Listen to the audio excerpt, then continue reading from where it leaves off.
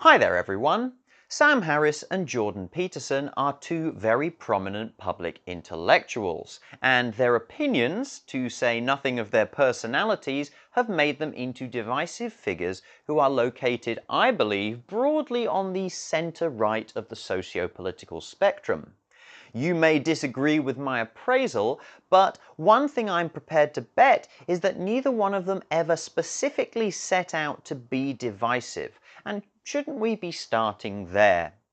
I disagree strongly with both men on a number of important political issues, but I do not doubt either of their genuine intent to make the world a better place. They recently had some discussions with each other, and the result was a kind of interesting butting of ideas, because neither man, I feel, really moved the other in any significant way. And the reason for this is that I don't think that their ideas ever truly interacted to any serious extent. I have my own personal reasons for believing this, which I'm going to lay out here, and it's a much more left-wing approach, I believe, to their dichotomy. If you want a TLDR, or an abstract of sorts, then I suggest you skip to this time code here, and that will give you the general conclusion. But suffice to say, this is a qualitative argument that I'm making, and I consider it the starting point for a potential discussion. For myself, my personal articles of faith reflect Taoism more closely than anything else, and this has only been reinforced by my understanding of modern science, as an educated layman who studied physics and philosophy at university. I label myself an a-gnostic, and I say it that way because although there is for sure a grey area between atheist and agnostic, there is also a very definite difference between the belief that no deities exist and the belief that human minds are incapable of interacting with certain ideas. To illustrate this, our understanding of transcendental numbers like pi or e are relevant to the agnostic because these numbers are intrinsically connected with the point at which our binary conceptions of reality break down. I think this would be of little concern to the average atheist, however. The basic precept of Taoism, which has cross-pollinated with Buddhism and Hinduism to some extent, is of a fundamental dynamic equilibrium which springs from a single inaccessible whole. And all the great diversity and complexity of existence comes from increasingly subtle interactions of these two primal opposites. Both Peterson's and Harris's ideas can be interpreted in terms of fundamental dualities. With Peterson, the Jungian motifs are clear, and the primal idea of order versus chaos, along with many other dualities, underpins all the mythical structures that he considers in forming his worldview. Where I have a problem with Peterson is that in his debates he appears deeply restrictive and paternalistic in the way he takes those motifs and transfers them to our global culture. Harris, on the other hand, is committed to the binary distinctions of science, with the appropriate level of complexity, of course, and he has attempted with his moral landscape to do this coherently with secular morality. And at this point, I'm just going to take this here and lay it and say, I believe there may be some political blind spots in his conceptions here, but with my very next breath, I want to reiterate this in no way undermines his serious attempt to make progress in the field of secular morality. So we are not going to leave this sitting here. Moving on. Let's start with the moral landscape itself. Basically, Harris is making a graph and placing human well-being here on the y-axis as a measurable quantity. He can then plot his graph and say that this peak up here represents a very good life, and this trough down here represents a very bad life. Harris goes on to make this a two-dimensional landscape with peaks and valleys. And what in effect this means is that he is making human well-being a vertical component coming out of the plane of the graph. What he's now doing is measuring well-being as dependent on two other qualities. Let's call them safety and sustenance. And the two-dimensional plane that emerges is the landscape of human well-being in the two-dimensional search space of safety and sustenance.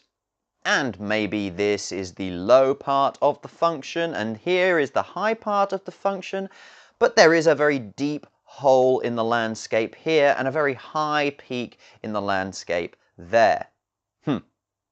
So here we have a two-dimensional moral landscape. But why stop there? All kinds of modern models are created using spaces of n orthogonal dimensions, and there is every reason to suppose that well-being is a highly complex construct like this, especially when every variable by which we measure well-being is itself varying in each individual according to time t. Now, to be clear, I am sure that Harris has considered this nuance to some extent. He just didn't want to make his book about multidimensional hyperspaces. And I think there is clear value in trying to formalize the notion of well-being in some coherent way. I just don't think the way he talks about the moral landscape puts quite the right cast on the issue.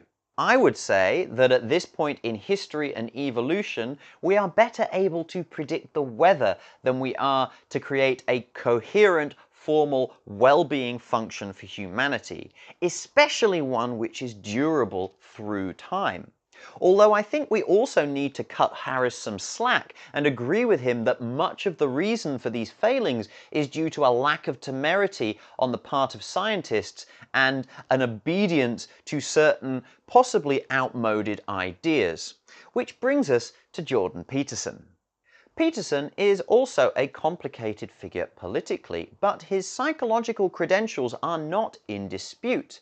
Of particular interest to me is his knowledge of the Big Five personality model, which is the most detailed construction psychologists currently have for human behavior. And they have created it by cross-referencing many individually observed behaviors and drawing the statistical relations between them. It is going way too far to suggest that the Big Five model is approaching anything like a true well-being function, but you can see in the way they try and weave variables together to create a coherent whole that the essence of the project is in that same kind of vein, and Peterson is immersed in this worldview. Drawing lines on the ideological grey is what he sees as his primary task, and there are certainly problems which emerge out of this for sure. But listen to him speak for any amount of time at all, and it's obvious he has a deep appreciation for the sheer level of complexity that is found in just a single human psyche, let alone some kind of gestalt created out of the complex web of individual humans. He does have a penchant for order, which goes to the point of being paternalistic, but let's just put a sympathetic spin on that for a moment. His desire for order and control is born out of a wish to create a womb where the chaos of new creation can take place as the wheel of evolution and history turns. This is his conception of human progress, and in this respect, he embraces an inherent dynamism which I feel Harris sometimes does not. However, this is why it perplexes me so much that Peterson hitches his wagon so firmly to a mythology which is quite clearly not up to the challenge of expanding fully our modern morality. As a starting point, the Bible does lay down many roots of our socio-cultural morality, and I will grant that these roots can be given a measure of objective treatment. But even more so than Harris, in the 21st century, Peterson vastly underestimates the statistical enormity of the system he is attempting to simplify.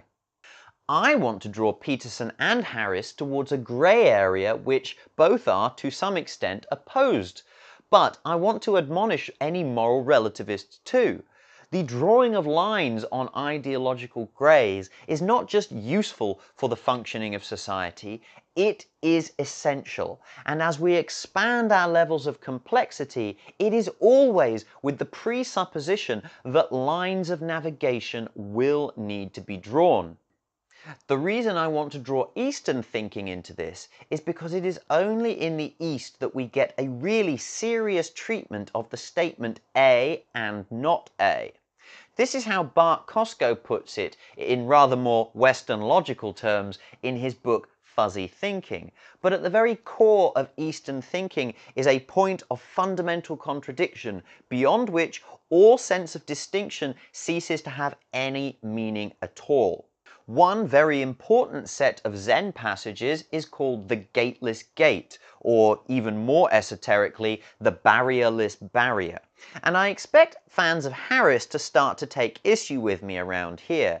But I would also like to use this point to support him against some of the Humean ought-is objections that he still faces to his moral landscape theory. So let's just break that down with a little more detail.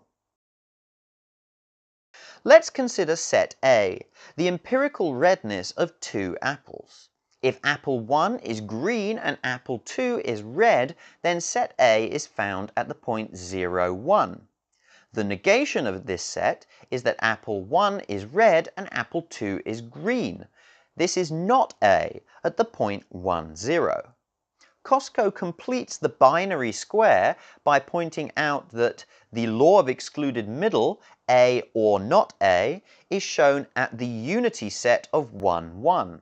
And the law of non-contradiction, A and not A, is shown at the point 0, 0. That is to say, in a binary context, you cannot have A and not A. But what happens now if we move into the fuzzy area away from the binary limits? If apple 1 is 33% red and apple 2 is 75% red, then A is found at the point 1/3, 3/4, and not A is found at 2/3 and 1/4. If we now complete the fuzzy square, as Costco puts it, we find that the law of excluded middle is no longer represented by the unity set, but now at the point 2/3 and 3/4. And the law of non-contradiction is shown at the point 1/3 and 1/4. If both apples are exactly 50% red, then set A equals its own negation. Kind of. Not only that, but at this point the laws of excluded middle and non-contradiction also resolve to the same point, half, half. Kind of. We hence find ourselves at a point where it is impossible to take our data and resolve it away from what is to any kind of binary judgment. Are the apples red? Yes or no? We simply cannot say at this point. So in the empirical limit, yes, you cannot derive an ought from an is. But so what? We do it all the time anyway. If our data leads us to believe that both A and not A lie on one or other side of the halfway mark, then we are able to say with some confidence that our broad judgment should lie in that quadrant, although some fuzziness will still exist in the region. And Harris has made absolutely clear that he is fine with this level of complexity and uncertainty. All he wants to do is to continue moving us in the direction of increased accuracy. In Hume's time, our concept of geopolitics was embryonic, and even for a noted atheist like Hume, it would not have been absurd to think about the idea of a larger pattern behind the web of history. So when you hear about things that happen in far-off places, the correct response is to afford it a certain amount of moral distance. Of course you can't tell people they can't do that over there, because they very clearly are doing that over there, and you have neither the will nor the capacity to do anything about that.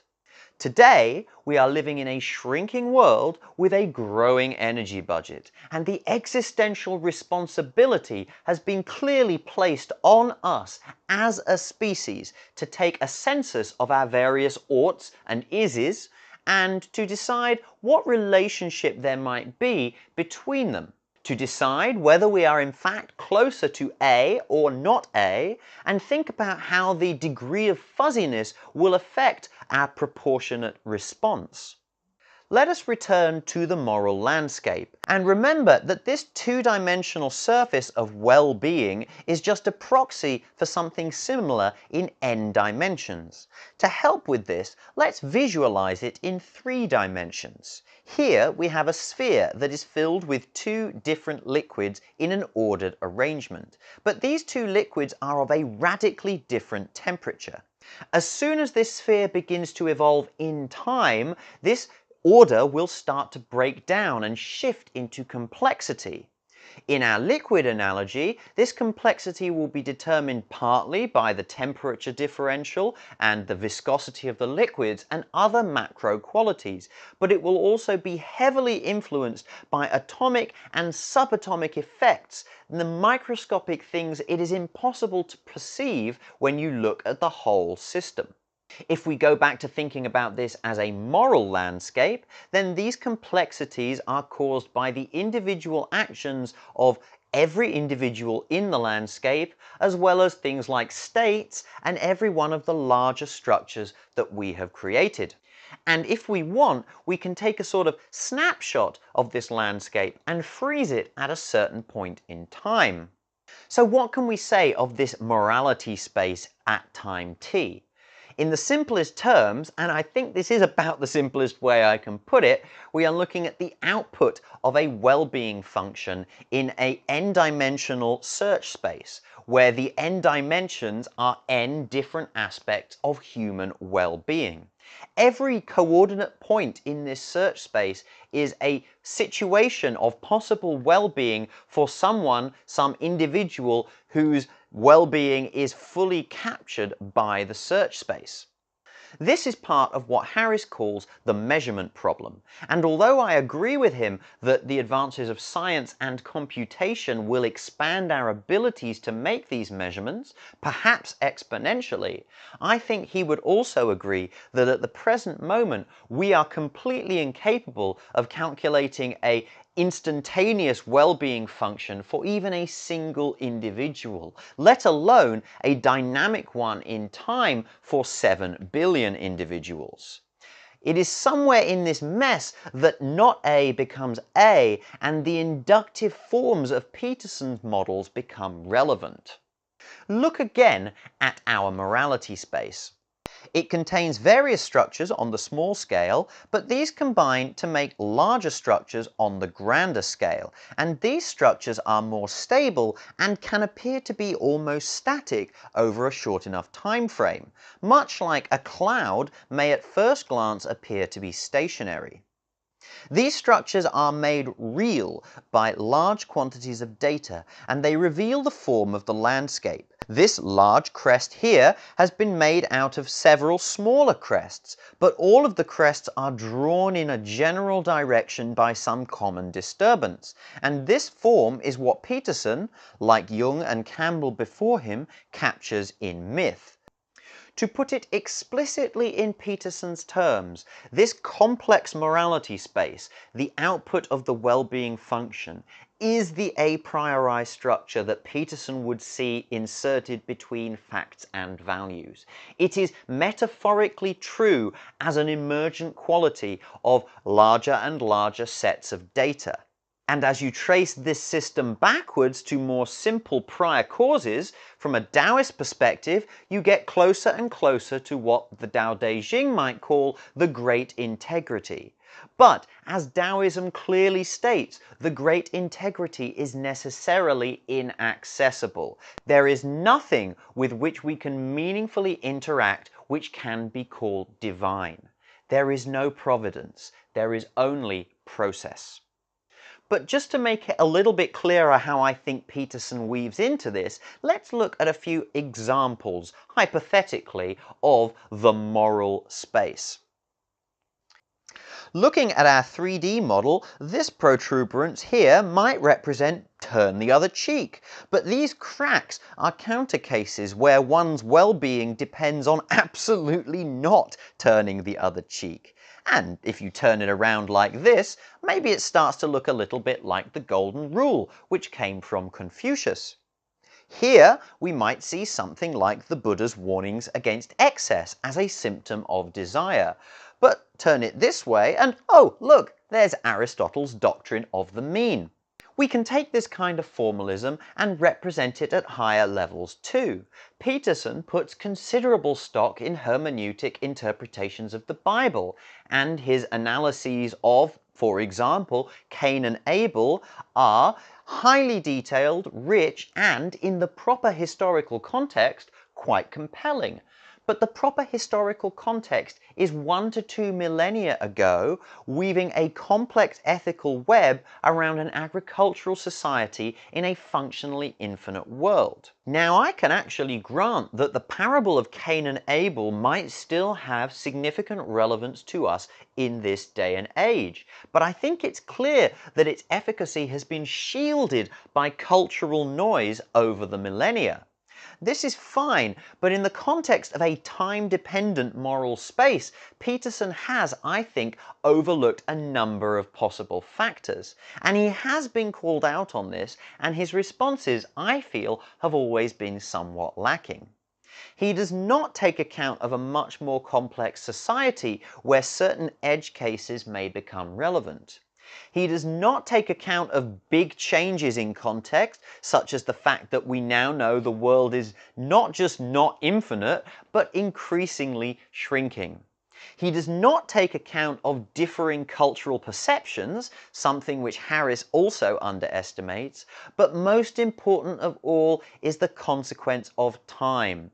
If you take a snapshot of a moral space at some point in time, it does not provide good evidence for that moral state at a later point in time, especially not if the rate of change is high, as it has been in the last 2 to 4 centuries especially. I have already connected Peterson to Carl Jung and Joseph Campbell, and although he embraces the former, he tacitly rejects the latter. While it is true that Campbell was in large part inspired by Jung, I think his attempts to make comparative mythology more accessible are valuable, even if he was influenced by the patriarchal times. It was Campbell who really hammered on the point of the monomyth, a single motif of strive, accomplish, rest, which underpins all of human cultural evolution and has been represented in almost every cultural context, often with recurring themes. A focal point of the monomyth is always the world navel, the point at which primal chaos, or raw creativity, emerges into existent reality to be given form, lest it become violently destructive. Once again, the unity is beyond, but it dispenses yin and yang into the world, and as to which one of those is violently destructive, well, that depends. It is interesting that the realm beyond the world navel is sometimes called the realm of chaos, and, as Peterson has pointed out, this is frequently associated with the feminine. But it's important to remember that that is only because, compared to our controlled world of forms, the beyond is thought of as yin, but this does not make it inherently so, nor does it necessarily associate it with the yin energy of what it means to be female. And while we are here, let me be fair and say that despite my jibe at Campbell's lack of wokeness, it is not insignificant that only women can create life apparently ex nihilo out of this primal chaos. It is not prejudiced to think about how big a deal this would have been for early culture, and it is not unexpected or unreasonable to think that some differences in cultural depiction might arise out of this. We just need to remember that the cultural landscape, like the moral one, evolves through time. As I stake my position very firmly in the grey, I need to tackle the problem of false equivalency. It is a bane of our modern discourse that people seek to even out controversial topics by trying to equate the extremes on both sides. And Taoist philosophy is vulnerable to being mischaracterized here because the foundation of everything, the world navel or the great integrity, literally stands at the point where opposites become one. But it's important to remember, once opposites have become one, then we can say no more about it. And once they have divided, they are divided. It does not mean that the two things are equal. And if I may say, I think the very act of trying to draw this equation is a sign of a guilty conscience. Making this kind of equation is only beneficial to you if you believe that, in reality, your opponent is less extreme than you are. Now, while I will admit I have a bias against extremes, I do not think this means you cannot stand for something. In Taoism, the way is likened to a river running through a valley, winding back and forth in accordance with the geography of the area. Sometimes the river is on one side of the valley, sometimes it is on the other, and there is always the possibility of a tributary coming down from one side or another to contribute to the main flow. We do not have to stay in the river at all. All that Taoism claims is that the river will continue to flow, and no individual will significantly alter that. As you explore the valley in the course of your life, if you venture, or are carried, too far from the river, then your journey will become harder. But you must always be somewhere in the valley. The peddlers of false equivalency say that because people have climbed up both sides of the valley, therefore the river is flowing through mid-air. To return to our two major players, if it isn't completely clear by now, I stand closer to Harris than to Peterson. But that is only because I am way to the left of both of them, and for the most part, Harris is to the left of Peterson on most topics. But on the subject of the foundations of ethics, I think both of them are looking at serious parts of the debate and have something to contribute. On the one hand, I do understand that tradition is a part of establishing moral context, but Peterson needs to be way more inclusive with his mythological structure. The complexity of the situation has made it clear every philosophy has something to contribute, and the Abrahamic tradition is not uniquely endowed. And I want to be clear here, I deliberately chose the term Abrahamic rather than Judeo-Christian. On the other hand, I see great value in Peterson's hermeneutic work and his analyses of certain evolutionary motifs like the snake and the eagle, even right up to the present day. However, I think he greatly underestimates the evolution of the moral landscape through time, especially over the course of the last 2 or 3 centuries. And I think his lack of nuance in dealing with more modern events is what has led to his overly simplistic readings of certain things, like, for example, Marxism. From the Taoist perspective, he oversimplifies the nature of yin and yang and assumes that one is always right and the other is always wrong. While I have attacked Peterson's paternalism, I also think it's important to take a moment to look at why I think he goes this route. He is deeply concerned with trying to create a world in which people can live with as little undue misery as possible, although he is somewhat Schopenhauerian in his pessimism on this regard. As I said above, if you venture or are carried too far from the way, your life will become harder. But for the individual, this can also make life more rewarding, and so it is with culture. However, it can also be traumatic, and it leads to a greater possibility of a catastrophic fall. While it's possible for an individual to take a measured responsibility to this kind of risk, for a culture, this is usually a risk which is too big to be really worthwhile. With this in mind, Peterson is not wrong to be concerned about rapid societal change, especially when those changes are carried with the force of legislation. But I think his assessment of the risk has been skewed by his adherence to older ideas which are still culturally important but cannot be treated as the broad brush solutions they would once have been. Harris too has his skewed interpretations, but for my part, the moral landscape is not one of them. I am very much in favour of using ever larger amounts of data to attempt to create a well-being function for humanity. We take an incredibly large sample of ises, and we combine that with all the formidable tools of our culture and our shiny new AIs, and we create a set of oughts.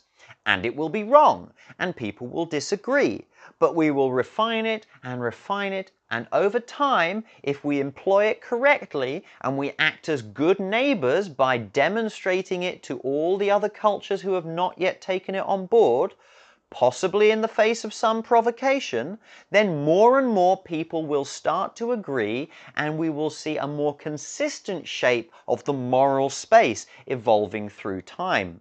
And doesn't that sound kind of familiar?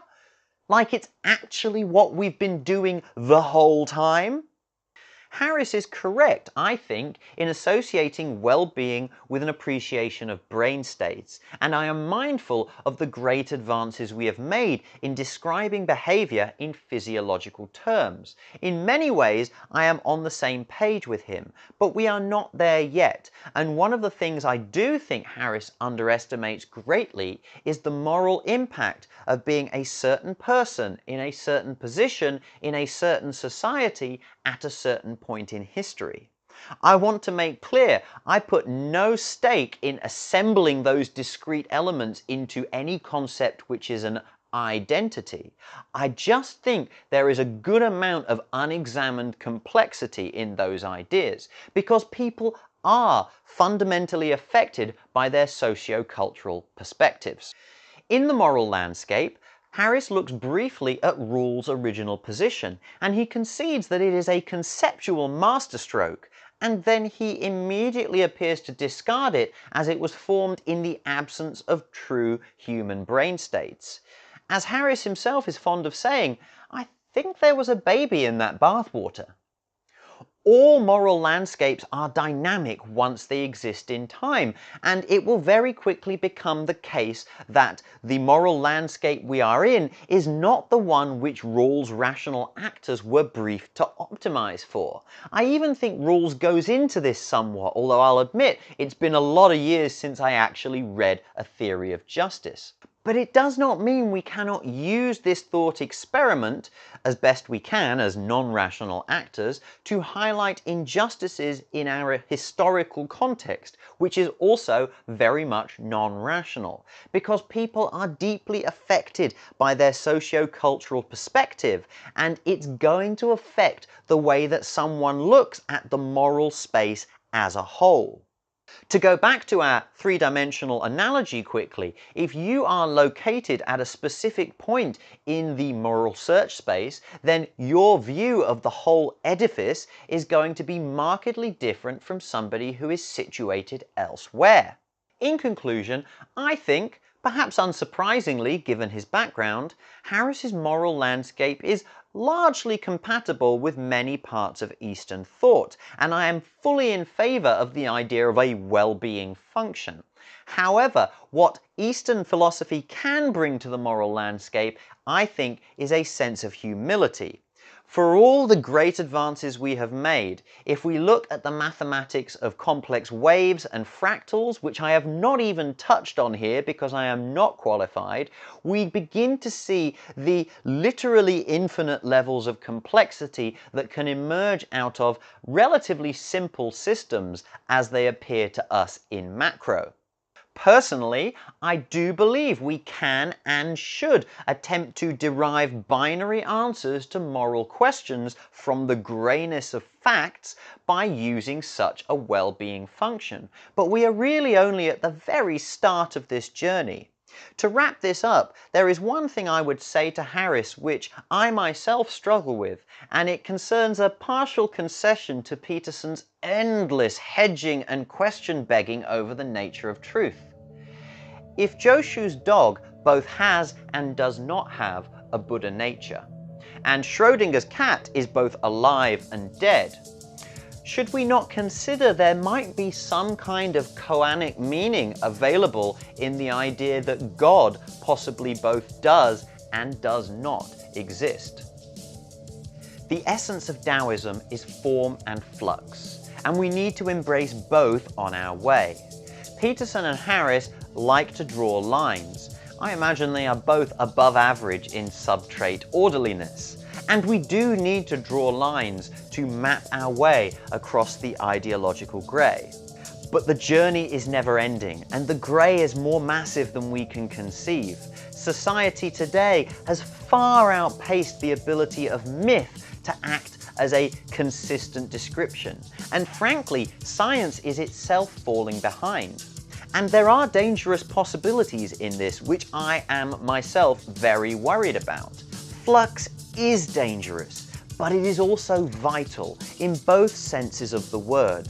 Today's outrage is tomorrow's orthodoxy, and if the moral landscape is to have any meaning at all, it needs to be dynamic and responsive rather than being fixed and inert.